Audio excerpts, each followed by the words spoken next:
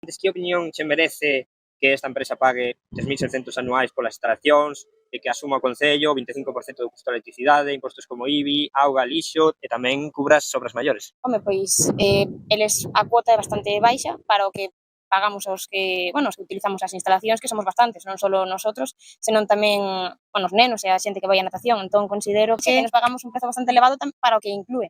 La verdad es que le sale bastante rentable, la verdad.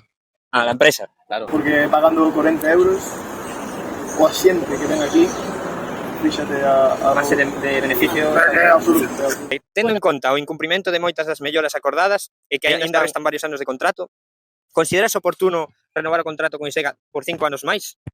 Pois non me parece ben.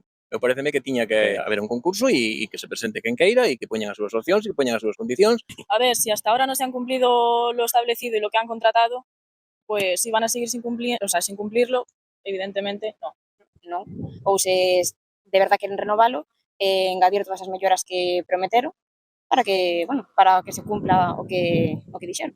Nestas condicións, é que teñen que mellorar moitas cousas, se é unha concesión, teñen estas vantaxes, teñen que mellorar moitas cousas e ampliar as instalacións. Cal crees que é o motivo que hai detrás desta decisión de renovalo cando aínda quedan anos de contrato? Pero me imagino que intereses económicos ou algo dese estilo.